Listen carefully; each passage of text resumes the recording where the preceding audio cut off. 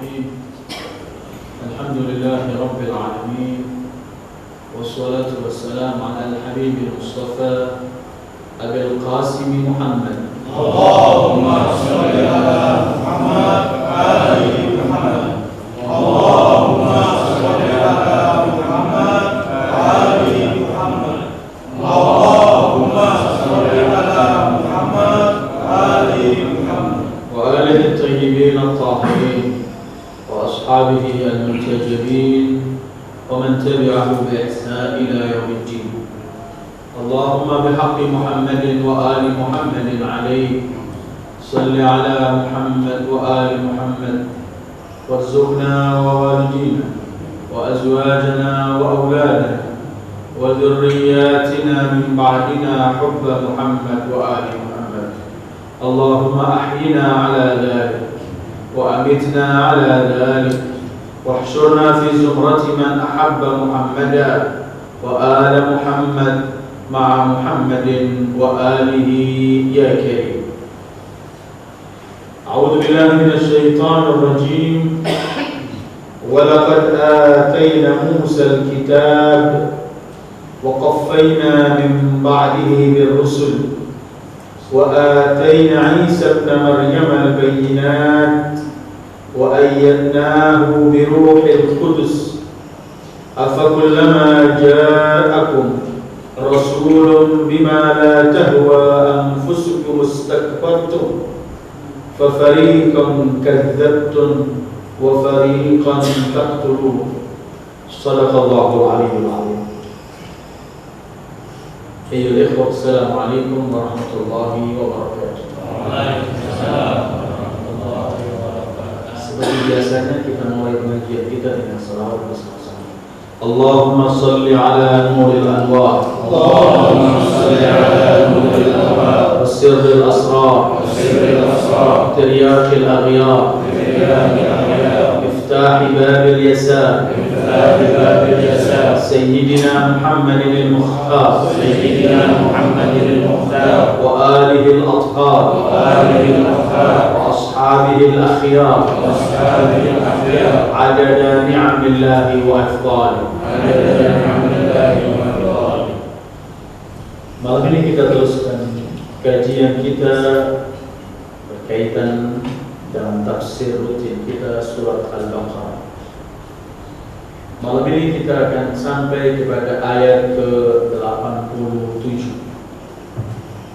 Setelah sekian lama Ramadan dan sebelumnya kita libur, kita akan mulai malam ini. Ayat yang akan kita kaji malam ini masih ada hubungannya dengan ayat-ayat sebelumnya, yaitu masih membicarakan mengenai Bani Israel, mengenai Al-Yahud. Ayat-ayat sebelumnya kita baca mengenai nikmat-nikmat yang Allah berikan pada mereka dan bagaimana mereka menjawab atau menghadapi nikmat-nikmat Allah itu. Ayat-ayat sebelumnya juga kita saksikan bagaimana mereka suka memutarbalikkan kitab mereka, pengertian yang mereka pahami mereka putarbalikkan syariat dan ketentuan Allah. Ayat-ayat sebelumnya juga kita baca semua itu mengenai mereka melanggar ketentuan Allah karena mereka memilih-milih yang enak mereka lakukan, yang tidak mereka tolak. Ayat yang akan kita baca malam ini masih menyebutkan berkaitan dengan nikmat yang Allah berikan kepada Bani Israel. Karena ketika kita membicarakan Bani Israel, pasti yang akan kita lihat adalah pertama Nabi Ulil Azm dari mereka ialah Nabi Allah Musa alaihi wa ala nabiyina wa alihi salatu wassalam, dan Nabi Allah Isa sebagai nabi akhir dari Nabi Bani Israel dan termasuk dari para nabi yang disebut Ulil Azm. Karena Ulil Azm Nabi Nuh, Ibrahim, Musa, Isa dan Sayyidul Wujud Muhammad sallallahu alaihi wasallam. Ayat ini Allah masih sebutkan berkaitan dengan yang Allah berikan kepada Nabi Allah Musa, Ini khitab untuk orang-orang Yahudi yang hidup di zaman Rasulullah sallallahu alaihi wasallam. Al-Quran menceritakan apa yang terjadi pada nenek moyang mereka dan kepada Nabi Musa alaihissalam yang Allah utus untuk bangsa Bani Israel. Walaqad atayna Musa al-kitab, dan sungguh kami telah berikan kepada Musa al-kitab. Al-kitab yang dimaksud di sini adalah At-Taurat, karena Allah turunkan At-Taurat kepada Nabi Allah Musa alaihissalam. Ibnu Abbas pernah meriwayatkan ketika Taurat diturunkan oleh Allah kepada Musa, dan turunnya At-Taurat bukan seperti Al-Quran yang memerlukan waktu 23 tahun, tapi Al-Quran turunnya Taurat turunnya sekaligus Allah berikan. Ibnu Abbas pernah meriwayatkan bahwa Taurat ketika diturunkan Allah kepada Nabi Allah Musa, dan Allah memerintahkan agar Musa memikul dan membawa Taurat kitab itu, Musa tidak mampu. Allah suruh para malaikat pun untuk mengangkat, tidak mampu, menurut riwayat Ibnu Abbas. Sehingga akhirnya Allah memerintahkan pada setiap huruf dari Taurat, Allah berikan malaikat untuk mengangkat Taurat tersebut. Walaupun sebenarnya gambaran mengenai kekuatan Taurat, beratnya Taurat dan semua itu bukan urusan dengan fisiknya, tapi ayat yang terkandung di dalamnya. Seperti kita membicarakan Al-Quran dengan 30 juz, apabila kita lihat dengan semacam ini ringan bawaannya, tetapi Al-Quran pada isi sebenarnya adalah qaulan thaqilan, ungkapan yang amat berat. Sehingga Al-Quran disebutkan dalam Al-Quran sendiri ketika Allah mensifati beratnya Al-Quran, "Lau anzalna hadzal Qur'an 'ala jabalin la ra'aitahu khashi'an mutasaddian min khasyatillah." Kalau kami turunkan Al-Quran pada gunung, gunung pun akan pecah berkeping-keping, tak mampu menerima Al-Quran. Walaqad atayna Musa al-kitab, kami telah berikan kepada Musa al-kitab, yaitu Taurat. Wa qaffayna min ba'dihi bir-rusul, dan kemudian setelah Nabi Musa kami ikut sertakan, setelah beliau kami utus para rasul demi rasul. Qaffayna artinya kami datangkan setelah mereka, setelah Musa. Karena asal kalimat al-qafa belakang, qafautu wara'ak artinya aku di belakang. Qaffayna artinya kami utus rasul demi rasul di belakang Musa alaihi salatu wassalam. Seperti Allah berfirman dalam surat lain, yaitu dalam surat Al-Mu'minun ayat 44, ketika Allah menceritakan kami utus para rasul tatra, satu demi satu, satu wafat kami utus rasul berikutnya. Dan begitu Allah berfirman, "Tsumma arsalna rusulana tatra." Tatra artinya tataradaf, ta'ti ba'duhu ba'da ba'd. Begitu juga qaffayna, ayat tatabana, ardafna, kami susul rasul dengan rasul yang lain. Disebutkan antara Nabi Allah Musa sampai Nabi Isa, ini Allah utus beberapa rasul. Ada yang menyebut itu antara Nabi Allah Musa sampai Isa ada 4.000 nabi. Bahkan ada yang menyebutkan 70.000. Sebagian nama-nama nabi itu disebut oleh Allah dalam Al-Quran, sebagian tidak disebut. Yang disebut dalam Al-Quran nabi-nabi setelah Nabi Allah Musa, sebelum Nabi Isa, kita bisa menemukan di antara lain yang mereka sebut dalam Al-Quran adalah Nabi Allah Daud, Sulaiman, Yunus, Ilyas, Yasa, Dzulkifl, Yahya, Zakaria. Ini adalah Zakaria, Yahya. Ini adalah nabi-nabi yang datang setelah Nabi Musa, sebelum Isa. Qaffayna, ini ya, yang kami utus. Ada nabi-nabi yang disebut namanya dalam Al-Quran, tapi mereka disebut dalam beberapa riwayat-riwayat, seperti Allah sebutkan dalam riwayat Yusha, Syamuel, Shimon, Huzkail, Uzair, dan lain-lain. Walaqad atayna Musa al-kitab, kami telah berikan kepada Musa At-Taurat, Al-Kitab. Wa qaffayna, dan kami utus setelah Musa min ba'dihi setelah Musa, Rasul demi Rasul kami utus setelah Nabi Allah Musa. Tapi Rasul-Rasul yang Allah utus setelah Nabi Musa, sebelum Nabi Isa, semua Rasul itu hanya menjaga dan meneruskan syariat Musa yang mengikuti Taurat dan Musa, tidak membawa syariat baru. Pernah kita bahas bahwa para Nabi ulil azm itu adalah yang membawa syariat. Sehingga ketika Allah utus Nabi Allah Nuh sebagai ulil azm, setiap Nabi yang datang setelah Nuh mengikuti yang dibawa oleh Nuh. Sampai datang Nabi Ibrahim. Nabi Ibrahim menasah, menghapus apa yang dibawa oleh Nabi Allah Nuh. Semua Nabi yang datang setelah Nabi Ibrahim mengikuti syariat Nabi Ibrahim. Sampai datang Nabi Allah Musa yang menghapus sebagian apa yang dibawa oleh Nabi Allah Ibrahim.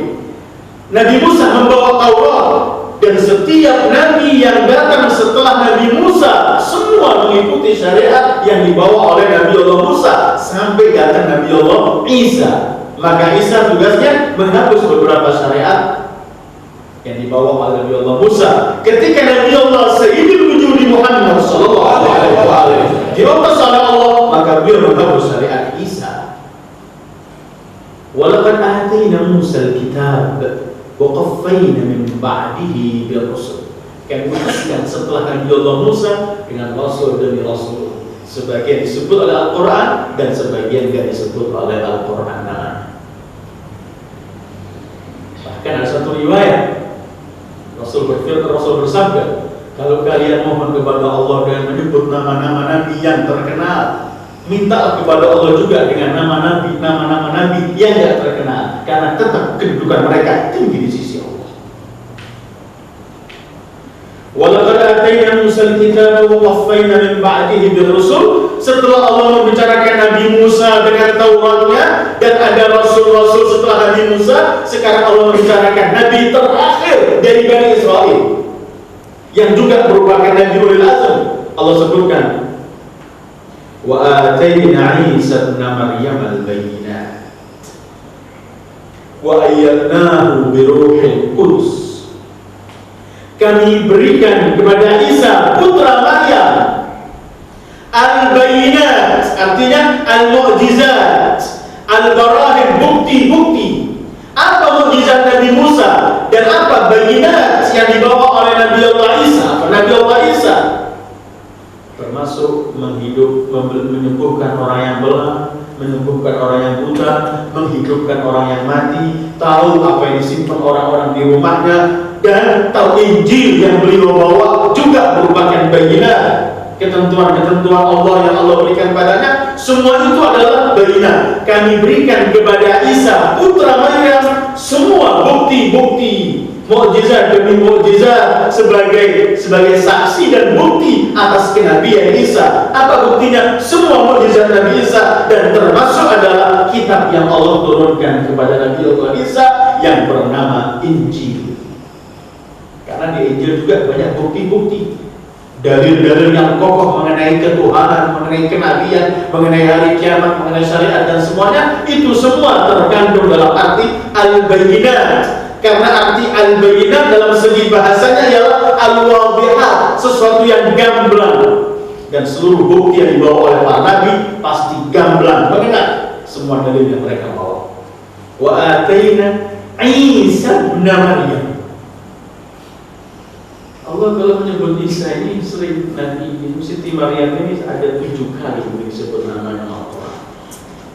Sering Allah menyebutkan nama Isa langsung Ibu Maryam. Ketika nyebut para anbiya lainnya nggak nyebut nama ayahnya mereka. Karena sebenarnya cerita nama-nama itu nggak disebutkan. Ibu Musa siapa nggak ada dalam Al-Quran. Nama-nama Ashabul Kahfi siapa nggak ada dalam Al-Quran. Karena istri Fir'aun siapa nggak ada dalam Al-Quran. Karena yang penting bukan cuma namanya, tapi sejarah yang dibawa oleh Al-Quran.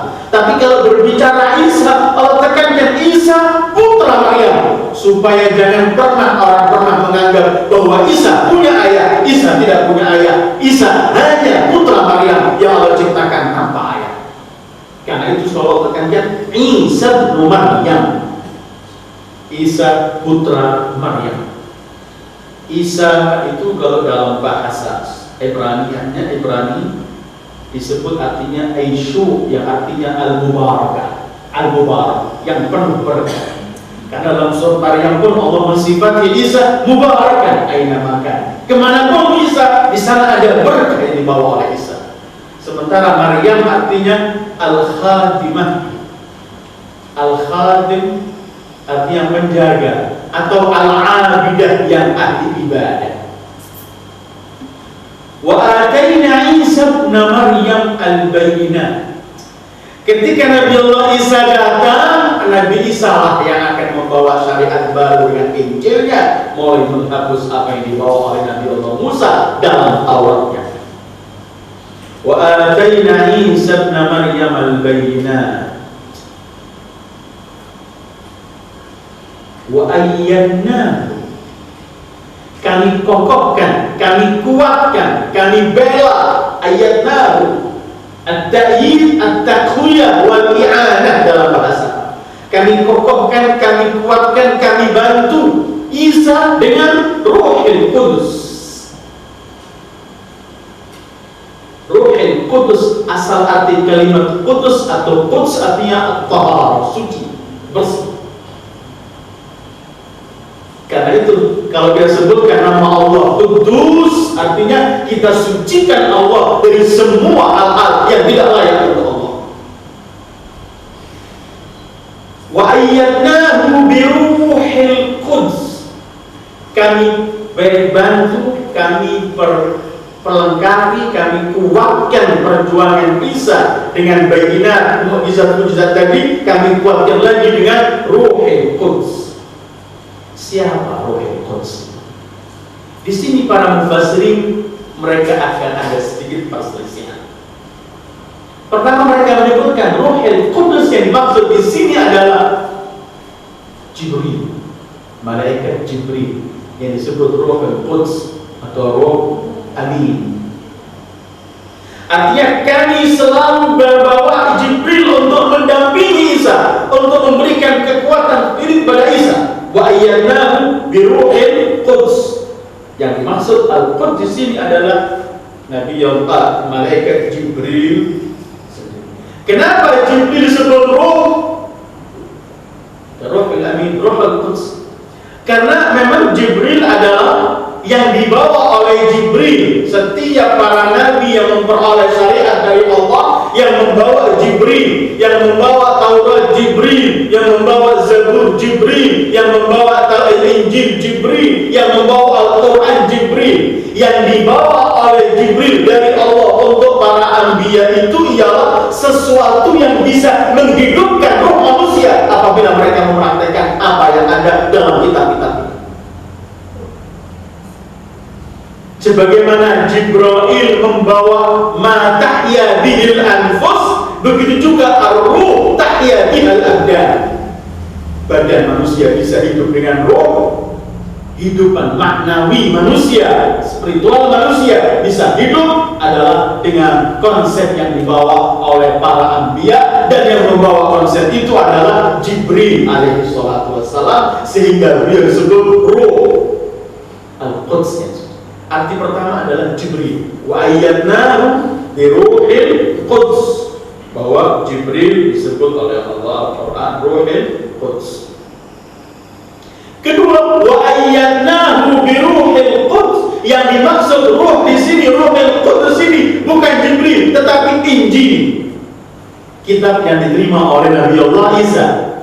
Artinya kami berikan kepada Isa al-bayyinat, dalil-dalil yang kokoh, argumen-argumen yang kuat, dan kami perkuat Isa dengan Injil Ruhul Qudus. Kenapa Injil disebut Ruhul Qudus? Seperti Allah dalam surat Asy-Syura menyebutkan Al-Quran juga ruh. Wa kadzalika auhayna ilaika ruhan.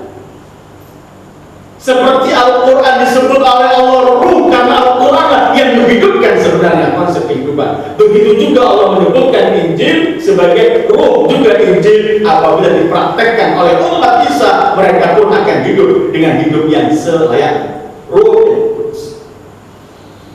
Arti ketiga, Ibnu Abbas menyebutkan wa ayyadnahu bi Ruhil Quds. Ruhil Qudus yang dimaksud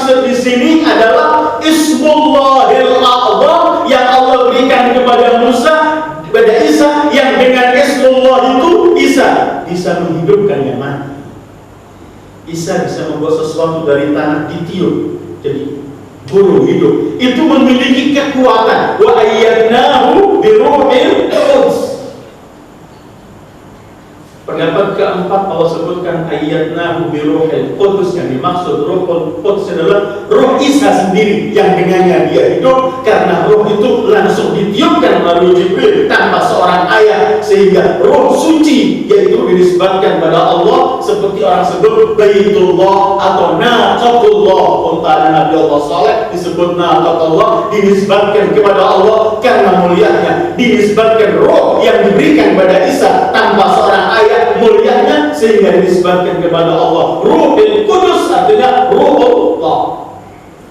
Pendapat empat, cuma yang paling kuat dari semua pendapat ini menurut sekian banyak mufassir adalah pendapat yang pertama, bahwa Isa diberi oleh Allah pertolongan kekuatan dengan malaikat Jibril yang gak pernah bisa dengan Nabi Allah Isa. Artinya Ruhul Qudus di sini yang paling kuat artinya adalah Jibril. Tetapi ketika kita menerima bahwa Ruhul Qudus yang Allah berikan untuk menguatkan Isa itu Jibril, timbul pertanyaan, kenapa harus Jibril saja? Sementara seluruh para nabi oleh Allah diberikan Jibril untuk menolong mereka, untuk memberikan kekuatan kepada mereka. Bukan cuma untuk Nabi Allah Isa Jibril ini, tapi untuk juga seluruh para nabi. Tapi kenapa Allah justru hanya sebutkan wa ayyadnahu biruhil quds? Ayo teko, memang setiap nabi dengan Jibril selalu para nabi, sehingga Jibril itu disebut Safirus Sama wa Aminul Anbiya, dubes langit dan yang dipercaya oleh para nabi semuanya. Tetapi memang Isa memiliki, Nabi Allah Isa memiliki keistimewaan sendiri keberadaannya dengan Jibril, karena Isa lahir tanpa seorang ayah. Tapi Allah dari awal mengutus Jibril datang berbentuk manusia untuk memberitahu kepada Maryam, kamu akan memiliki anak laki.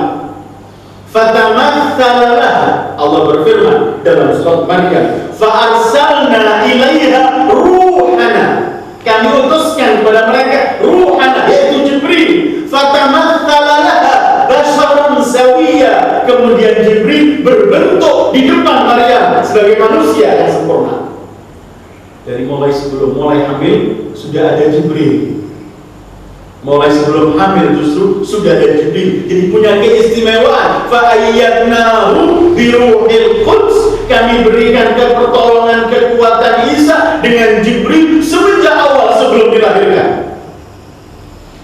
Walaupun pernah kita kaji kalau Sayyidul Anbiya Muhammad sallallahu alaihi wasallam itu merupakan sentral ciptaan Allah. Seluruh makhluk yang turun dari Allah melalui beliau, karena beliau adalah manusia yang pertama, makhluk yang pertama diciptakan, dan dia setiap orang yang ingin naik kepada Allah harus melalui beliau. Maka di sini kondisi Jibril bukan cuma memperkuat Rasulullah, membela Rasulullah, sebenarnya Jibril juga yastamidu quwwatan, memperoleh kekuatannya min nuril habibil mustafa.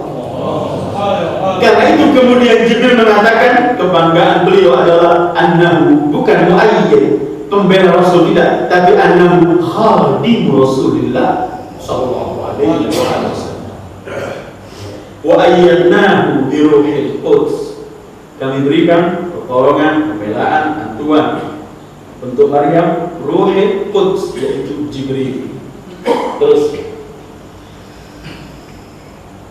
ini yang Allah sampaikan, bahwa kalian wahai Bani Israel, kami berikan kepada Musa At-Taurat, kami berikan kepada Isa, dan setelah Musa kami utus para rasul demi rasul.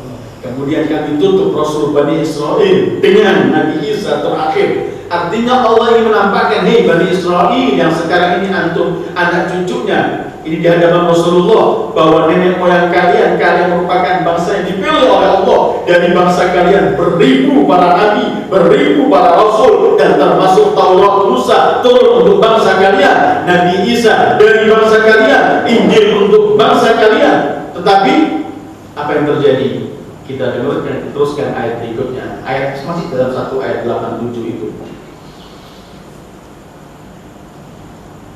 Afakullama ja'akum rasulun bima la tahwa anfusukum istakbartum fafariqan kadzdzabtum wa fariqan taqtulun.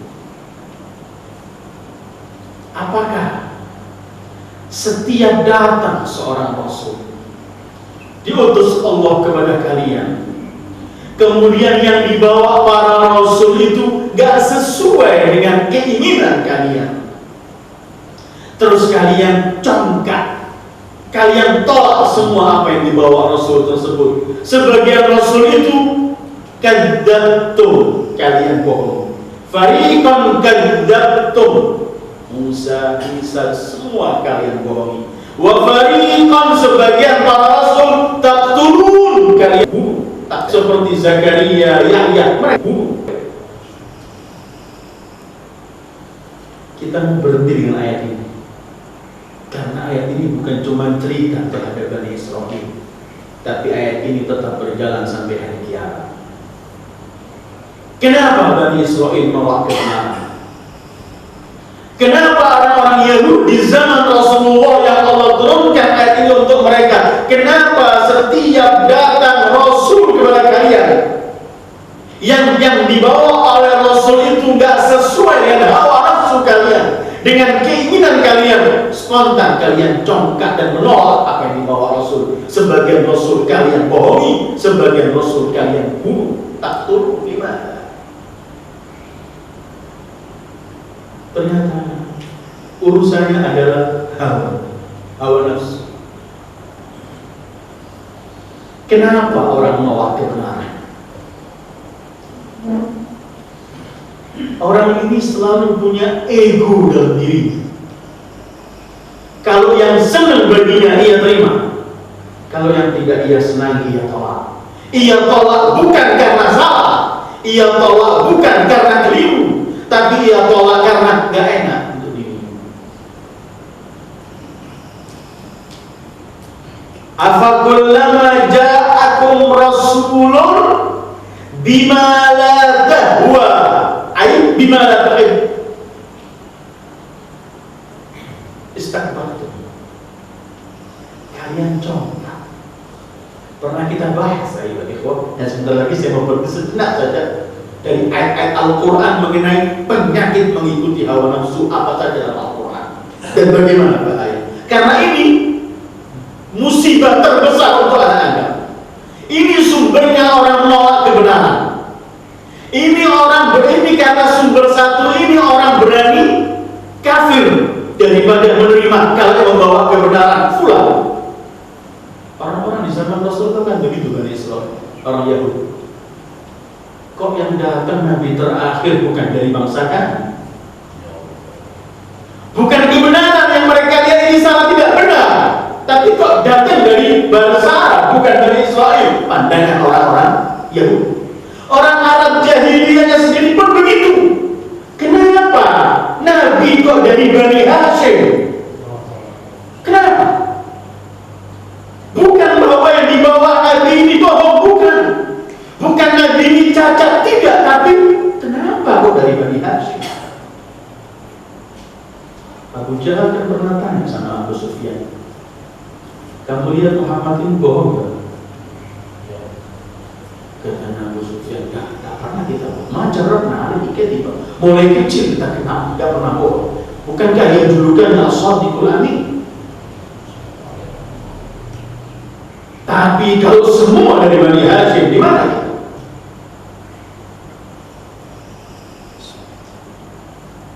Mereka tidak menolak yang dibawa Rasul karena mereka ragu terhadap kebenaran Rasulullah.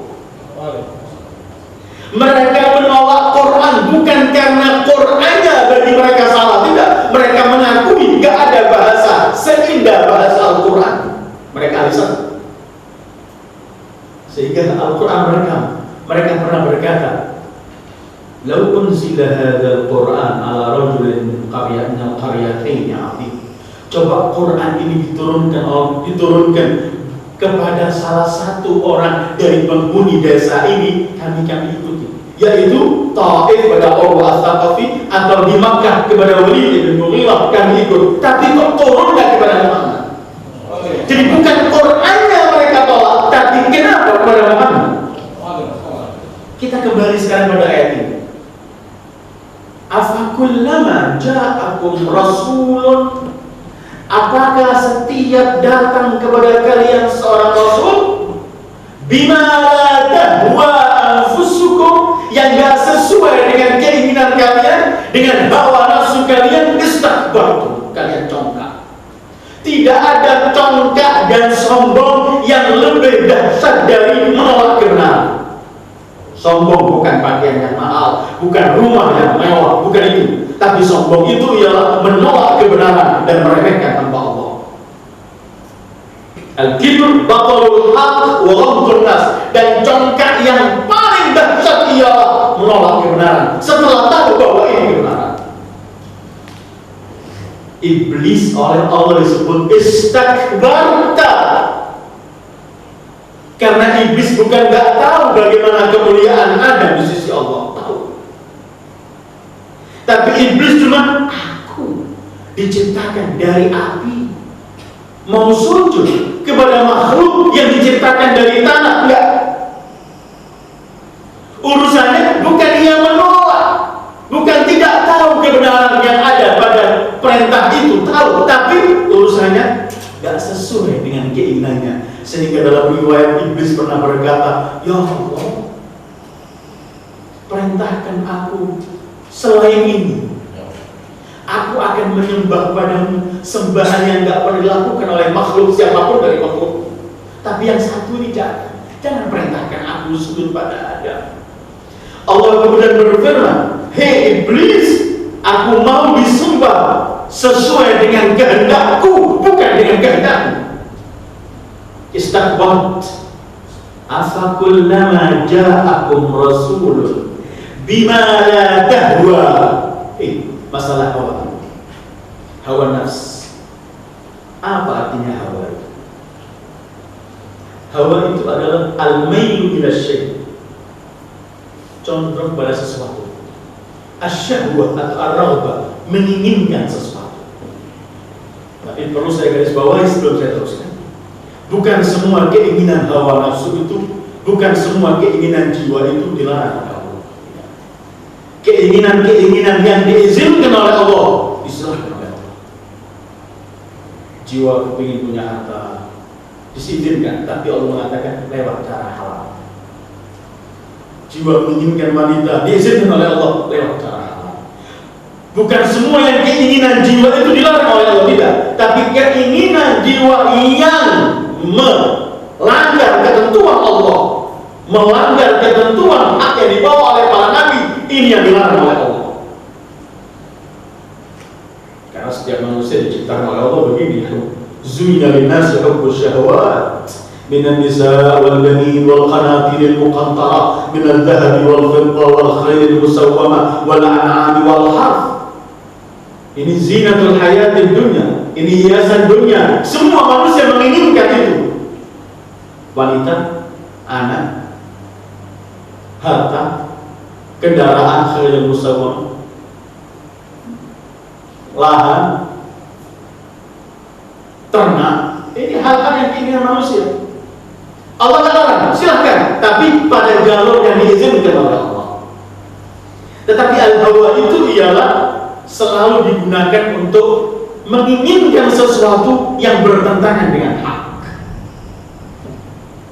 Karena itu disebut hawa. Asal kalimat hawa dalam bahasa Arab ialah saqata, jatuh.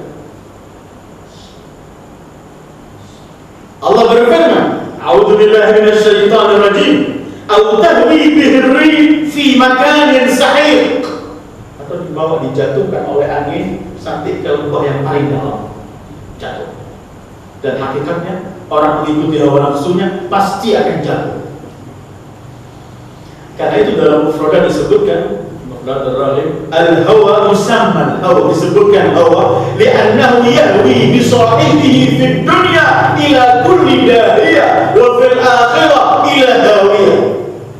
Disebutkan hawa nafsu itu keinginan yang bertentangan dengan hak, disebutkan hawa karena ia akan membawa orang yang melakukannya di dunia ini akan dihadapkan pada semua bencana, dan di akhirat akan dicampakkan ke hawiyah. Wa ma adraka ma hiya narun hamiyah. Hawiyah itu adalah api neraka yang paling bawah, orang nggak ketahui, nggak bisa diukur berapa jarak jauh dan bawahnya. Hawa bisa arti saqata au tahwi bihri fi makanin sahih. Arti hawa kedua artinya celaka, binasa. Karena Allah berfirman dalam surah Taha 81, "Wa man yahlul 'alaihi ghadabi faqad hawa." Siapa yang menimpa kepadanya kemarahanku, kemurkaanku, maka sungguh ia telah celaka, faqad hawa.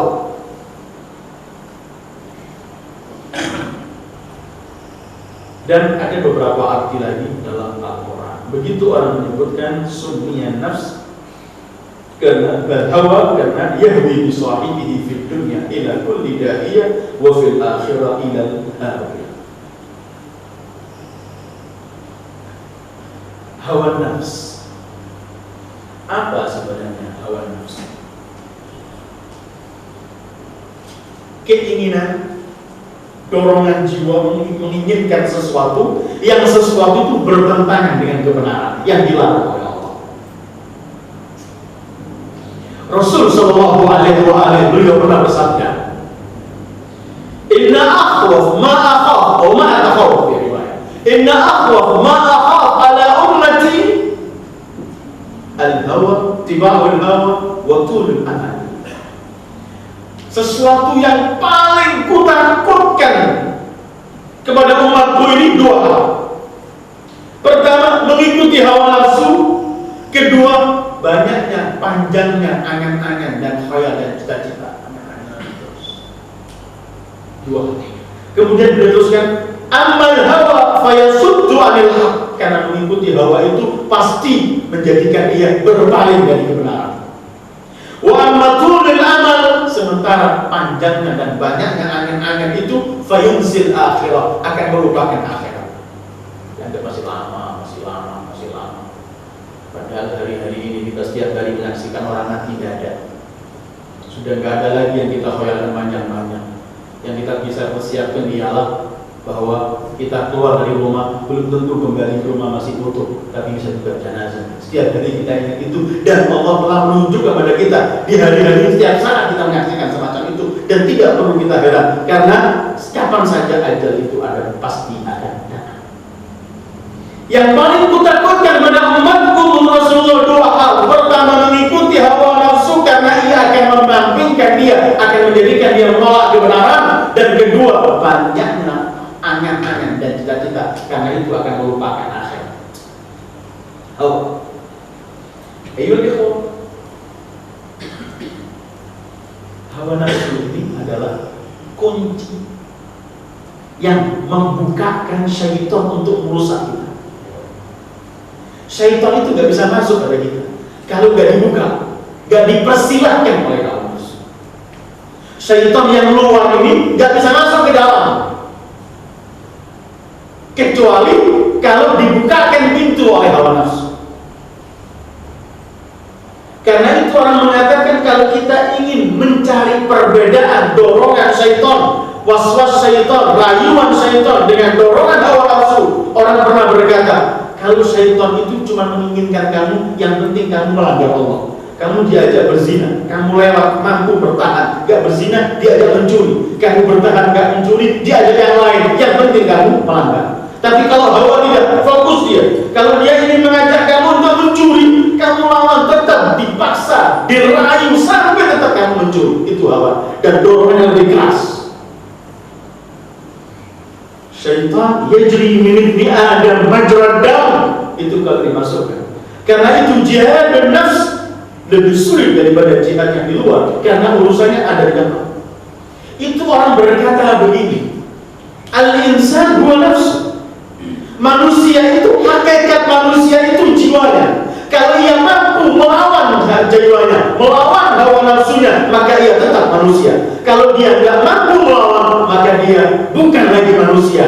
penampilan manusia, tapi bukan manusia, dia penampilan yang lain. Atau kalau firman Allah, inhum illa kal an'ami bal hum adall.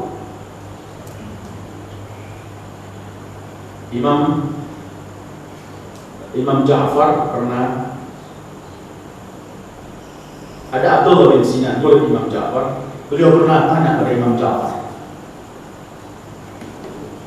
ya Imam, malaikat lebih mulia atau Bani Adam, manusia lebih mulia? Murid Imam Ja'far bertanya pada Imam Ja'far dengan pertanyaan semacam ini, al-malaika afdal min Bani Adam, malaikat lebih mulia atau Bani Adam? Imam Ja'far mengatakan begini, qala amirul mu'minin Ali bin Abi Thalib. Artinya Imam Ja'far ingin menjawab pertanyaan ini dengan ungkapan datang Al-Imam Ali bin Abi Thalib, yang pasti datangnya dari Rasulullah, karena datangnya adalah kotak pintu kota ilmu Rasul. Qala amirul mu'minin Ali bin Abi Thalib, inna Allah azza wa jalla rakkaba fil malaika aqlan bila syahwah, wa rakkaba fil bahaim syahwah bila aql, wa rakkaba fi bani Adam kilaihima. Allah ciptakan malaikat ini murni semuanya akal tanpa memiliki syahwat. Allah ciptakan binatang itu murni syahwat, tidak ada akalnya. Allah ciptakan manusia Bani Adam ini diberi dua-duanya oleh Allah. Fa'alhamaha fujuraha, diberi akal, diberi juga syahwat. Karena memang diperlukan syahwat, tidak boleh tambah orang. Kemudian Imam Ali menyebutkan, faman ghalaba aqluhu syahwatah fahuwa khairun minal malaika. Siapa yang akalnya mampu mengalahkan syahwatnya, mengalahkan hawa nafsunya, maka ia lebih mulia dari malaikat. Tetapi siapa yang hawa nafsunya, syahwatnya mengalahkan akalnya, maka dia lebih hina daripada binatang. Afakullama ja'akum rasulun bima la tahwa anfusukum istakbartum fa fariqan kadzdzabtum wa fariqan takdzibun. Hawa nafsu itu dorongan keinginan sesuatu melanggar kebenaran, itu kelak merupakan hijab. Amin. Sehingga kita nggak mampu lagi melihat benar atau salah. Ragam itu. Orang kalau hawa nafsunya menguasai dirinya, dia nggak melihat mana yang baik, mana yang jelek. Bahkan kadang-kadang ia melihat yang jelek itu baik. Seperti Allah berfirman dalam surat Yusuf ketika menceritakan Nabi Allah Yaqub terhadap anak-anaknya, bal sawwalat lakum anfusukum amra. Kalian disibukkan oleh diri kalian, dirayu, diragamkan, sehingga nampak yang jahat nampak indah. Hawa nafsu.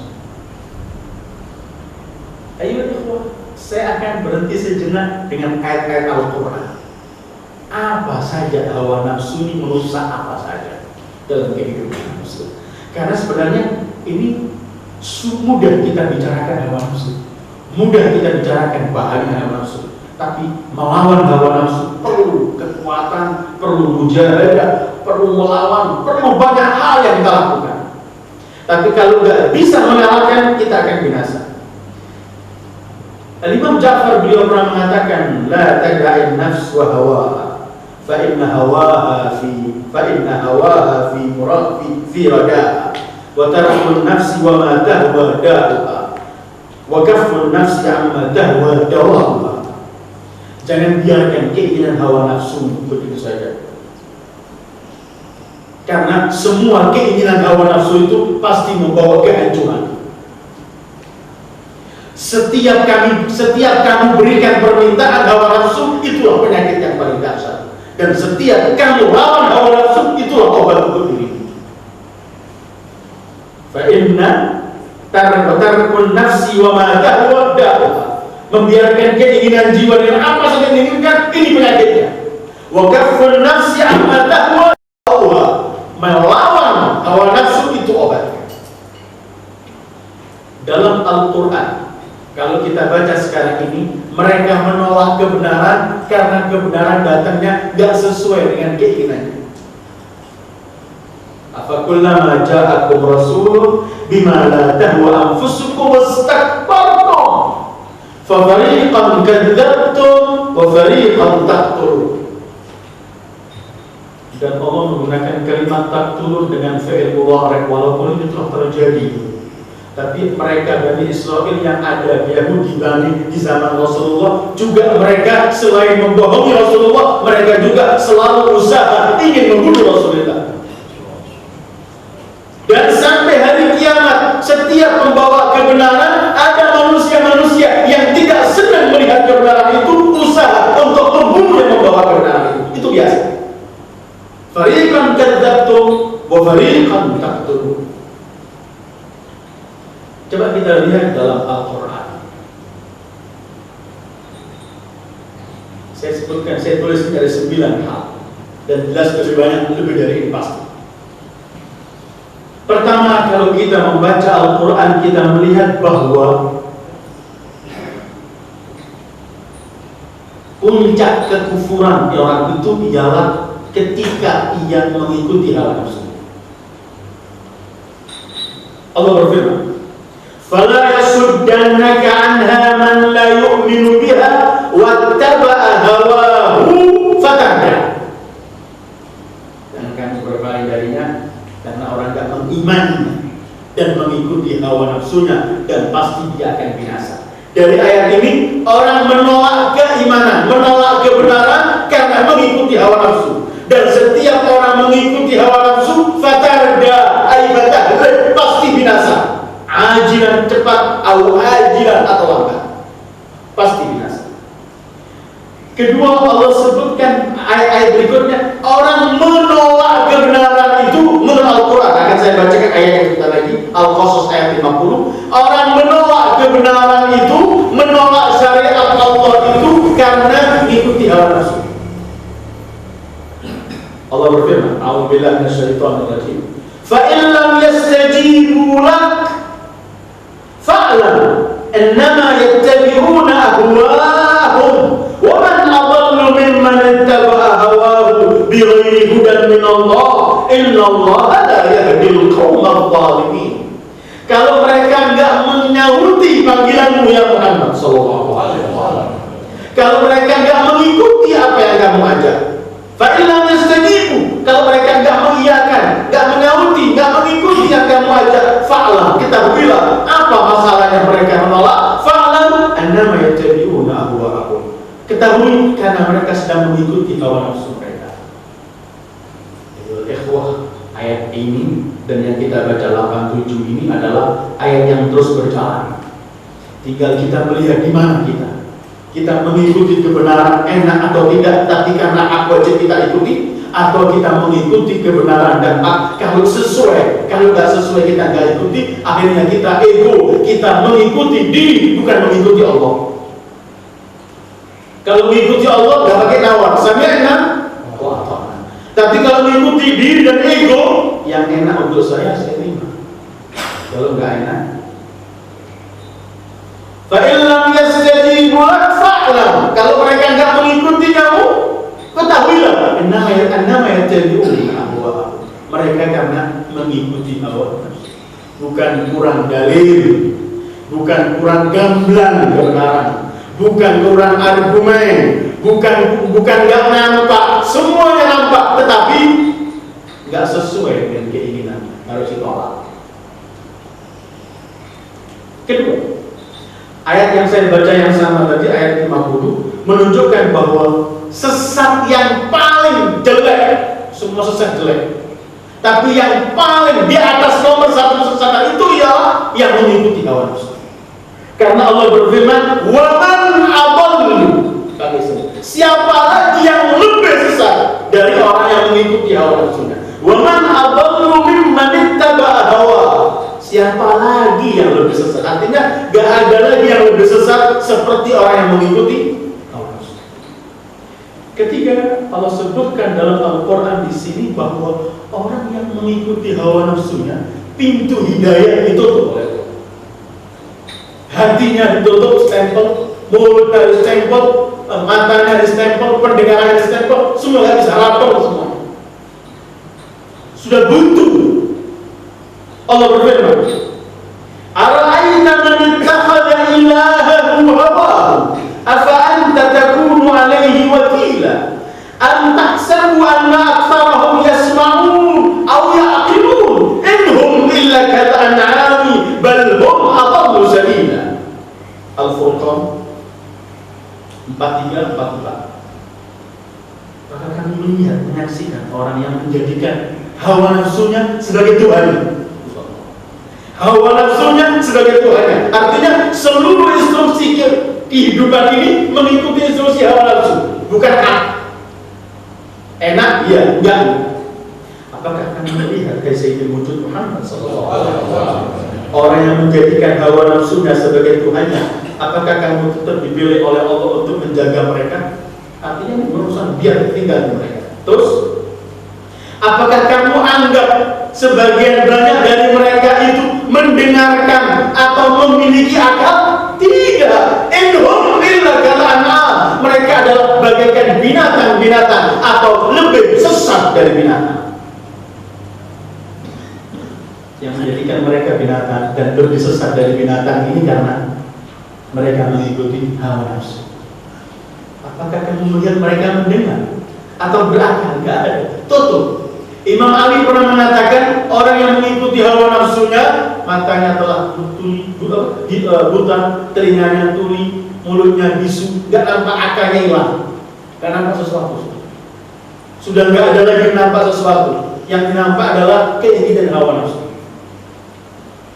Apakah kamu menganggap mereka itu mendengar atau berakal? Mereka adalah wahai Muhammad sallallahu alaihi wasallam bagaikan binatang-binatang, bahkan lebih sesat dari binatang. Terus keempat, orang yang mengikuti hawa nafsunya Allah akan lepas dia. Tidak lagi Allah berikan pembelaan dan bantuan. Adakah bencana lebih dari itu? Allah lepaskan seorang hamba. Tidak ada bencana lebih dahsyat dari itu. Ketika Allah biarkan dia dengan dirinya sendiri. Allah berfirman untuk khitab Sayyidul Wujud Muhammad sallallahu alaihi wasallam. Wa la in ittaba'ta ahwa'ahum ba'da alladhi ja'aka min al-'ilmi ma laka min Allah min waliyyin wa nasir.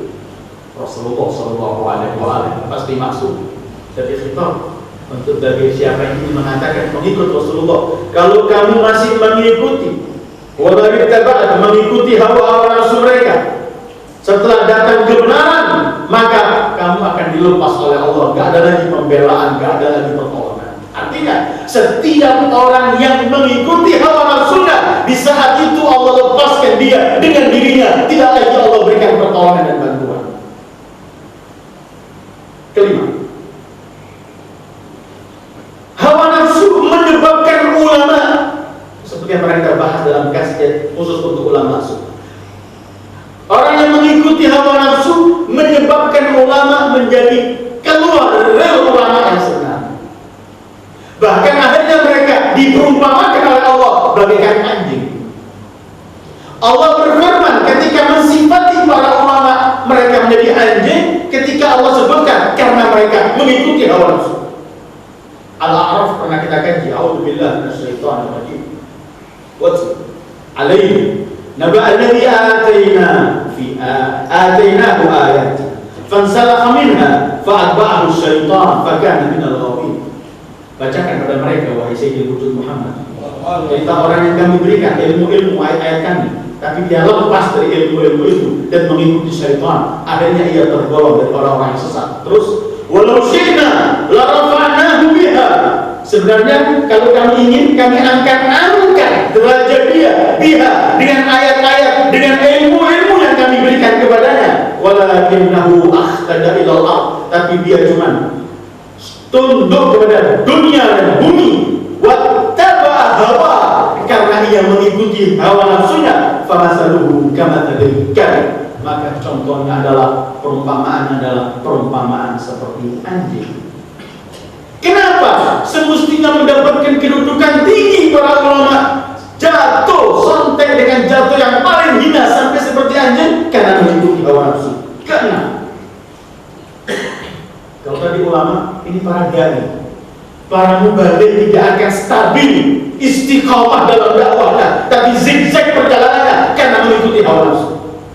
Allah berfirman, A'udzubillahi minasyaitonir rajim. Falidzalika fad'u wastaqim kama umirta wa la tattabi' ahwa'ahum wa qul amantu bima anzalallahu min kitab. Karena itu berdakwah dan beristiqamah dalam dakwah, beristiqamah dalam semua yang diperintahkan Allah terhadapmu, dan jangan mengikuti hawa-hawa nafsu mereka, dan katakan, aku hanya beriman dengan apa yang Allah turunkan pada kami. Orang dai mubaligh yang ikut hawa nafsunya, dia nggak beriman, bukan artinya dia menolak, tidak. Artinya dia cuma mengikuti bukan ketentuan Allah, tapi ketentuan yang menyenangkan dirinya. Yang tidak menyenangkan tidak akan dia sampaikan. Yang akan mengoreksi dirinya tidak akan dia sampaikan. Yang akan mengoreksi orang yang akan menyumbang dia tidak akan dia sampaikan. Akan bisu lisannya untuk menyatakan yang hak. Akan zigzag hidupnya ketika hawa nafsu sudah menggor di hatinya. Karena itu fad'u wastaqim kama umirt. Tidak pernah akan dakwah langgeng, tidak pernah istiqamah akan wujud dalam seorang mubaligh atau dai kalau masih mengikuti hawa nafsu orang-orang yang dianggap mereka lah memberi sumber kehidupan mereka. Wala tattabi' ahwa. Ketujuh, orang yang mengikuti hawa nafsu tidak pernah akan bersifat adil dan jujur. Mustahil. Karena orang adil itu akan mengatakan apa adanya, walaupun dia salah harus mengaku. Tetapi orang yang mengikuti hawa nafsunya, Allah berfirman, wala tattabi'ul hawa an ta'dilu. An-Nisa 135. Jangan kamu mengikuti hawa nafsu sehingga tidak bersikap adil. Orang kalau mengikuti hawa nafsunya, bagaimana dia akan mengatakan adil? Dia memang bisa salah. Memang yang salah orang ini, sementara orang ini akan bantu dia akan nggak nampak, akan buta. Terus hawa nafsu, mengikut hawa nafsu, dan ayatnya akan saya baca ini pernah kita kaji 5 tahun yang lalu atau 6 tahun waktu kita membaca surat Kahfi, tafsir surat Kahfi, bahwa pemimpin orang yang mengikuti hawa nafsu 3 gandengan, hatinya alpa kepada Allah, terus perilakunya pasti ifrat atau tafrid, melebihi mengurangi, tidak pernah pas, karena sesuai dengan perintah hawa nafsu. Allah berfirman, wala tuti' man aghfalna qalbahu an dzikrina wattaba'a hawahu wa kana amruhu furta. Jangan ikuti orang yang hatinya alpa dan mengikuti hawa nafsu dan perilakunya furta. Furta ini bisa nambah terus, bisa nambah atau mengurangi. Dan orang yang ikuti hawa nafsu itu dosisnya nambah terus. Seperti orang kalau minum obat, hari ini kalau dia bisa cuma 5 mili, kalau sudah pakai sebulan, 2-3 bulan, bulan ketiga 5 mili gak berfungsi bagi dia, harus naik 5-10 mili, terus naik. Orang yang ikuti hawa nafsunya begitu. Dalam kejahatan dia ada waktu tertentu dianggap sudah besar, tapi sudah biasa ini sedikit, naik lagi kejahatannya terus sampai puncak kejahatan bagi dia masih kecil dalam segala sesuatu. Wala tuti' man aghfalna. Orang yang ikuti hawa nafsunya hatinya kosong. Atau orang yang ikuti, orang yang hatinya kosong akan mengikuti hawa nafsu. Bisa kita balik. Terus amruhu furta. Perilakunya tidak akan stabil. Orang kalau ikut hak tidak akan tawar-menawar. Ya ini hak ini. Kalau salah ya saya minta maaf karena kesalahan saya, astagfirullah. Kalau benar ya saya lakukan kebenarannya. Gak perlu dia menutupi kesalahannya. Gak perlu perilakunya mengurangi, menambahi. Orang yang mengurangi, yang menambahi kebenaran itu orang yang ingin memperoleh keuntungan di balik kebenaran. Tapi kalau dia cuma ingin menyampaikan kebenaran, dia gak menawar-menawar. Kebenaran cuma dari Allah. Qulil haqqu min rabbik. Kebenaran hanya dari Tuhan. Kamu gak berhak menambah atau mengurangi. Tapi begitu hawa nafsu, wala tuti' man aghfalna qalbahu an dzikrina wattaba'a hawahu wa kana amruhu furta. Yang ke-9, menurut kiai ini 9, tapi masih banyak sebenarnya. Tapi saya tulis 9. Puncaknya Allah pernah gambarkan dalam Al-Quran. Surat Al-Mu'minun ayat 71. Allah gambarkan begini. Coba kebenaran, hak itu mengikuti hawa nafsu. Coba hak itu harus mengikuti hawa nafsu. Maka 7 langit dan semua penghuninya, 7 lapisan bumi dan semua penghuninya akan hancur di Bahayanya hawa nafsu. Saya ulangi terjemahan ayat ini. Coba hak itu harus mengikuti hawa nafsu, maka langit dengan semua penghuninya, bumi dengan semua penghuninya akan hancur. Dengarkan firman Allah. Walau ittaba'al haqqu ahwa'ahum la fasada bis samawati wal ardi wa man fihin. Walau ittaba'al haqqu ahwa'ahum la fasada bis samawati wal ardi wa man fihin. Coba hak itu mengikuti hawa nafsu, maka langit-langit semua dan penghuninya, bumi dan penghuninya hancur. Bukan cuma organisasi, bukan cuma yayasan, bukan cuma masyarakat, bukan cuma negara. Langit dan semua isinya, bumi dan semua isinya hancur kalau hak itu harus mengikuti hawa nafsu. Maka yang memegang kebenaran, yang mengikuti kebenaran, yang menyerukan kebenaran, jangan sekali-kali mengikuti hawa nafsu orang untuk dimasukkan dalam kebenaran, akan rusak.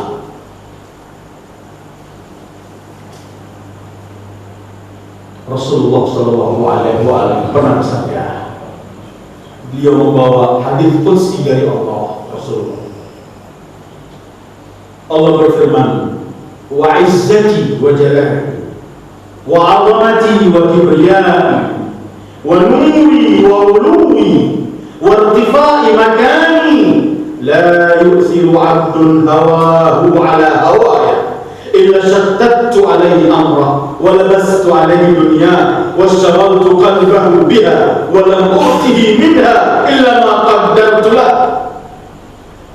Demi kemuliaanku, demi kemegahanku, demi keperkasaanku, demi cahayaku, demi ketinggianku, demi tingginya kedudukanku, tiada seorang hamba yang mendahulukan keinginannya di atas keinginanku. Allah mendahulukan keinginannya di atas keinginanku, mendahulukan keinginannya di atas ketentuanku, kecuali syattatu alaihi amra, aku buat semua urusannya ruwet.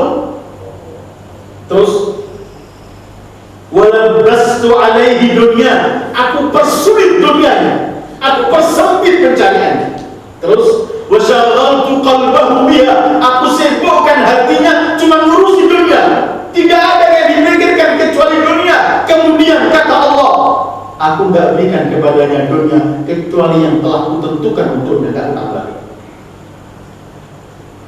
Terus berikutnya hadis qudsi Rasulullah, wa izzati wa jalali wa 'azamati wa nuri wa uluwi wa irtifai makani la yu'thiru 'abdun hawaya 'ala hawahu illa stahfattuhu malaikati wa kaffaltu as-samawati wal ardi rizqa wa kuntu lahu min wara'i tijarati kulli tajir wa atathu ad-dunya wa hiya raghibah.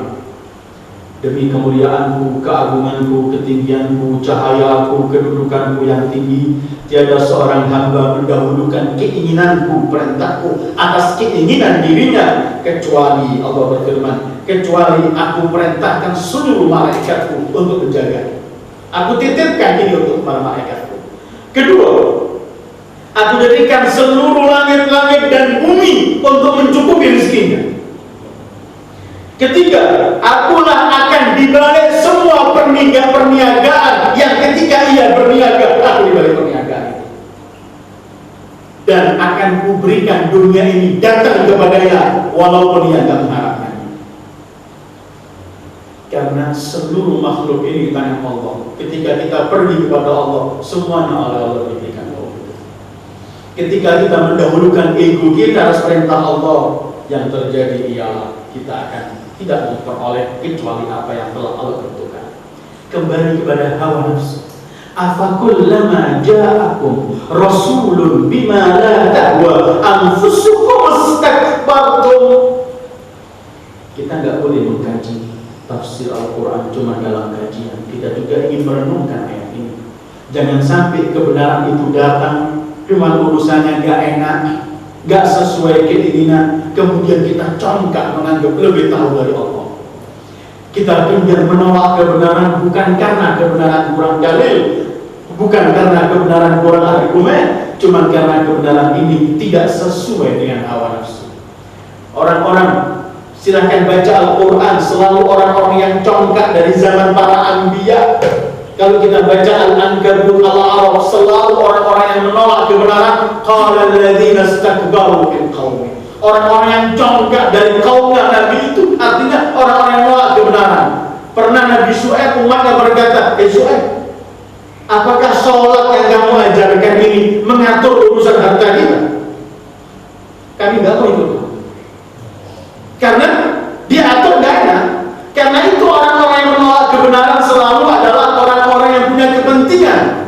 Ketika kepentingannya harus berhadapan dengan kebenaran, dia harus berusaha dengan semua cara untuk menolak kebenaran tersebut. Malam ini kita berhenti pada ayat ini dan kajian sedikit mengenai bahayanya mengikuti hawa nafsu. Dan masih banyak ayat-ayat dan riwayat-riwayat bisa dikembangkan sendiri bagaimana bahayanya orang mengikuti hawa nafsu, sehingga Allah gambarkan coba hak ini mengikuti hawa nafsu, langit-langit dan bumi dan semua penghuninya akan hancur binasa. Wassallallahu ala khairi khalqi Muhammad wa alihi ajma'in. Wassalamu alaikum.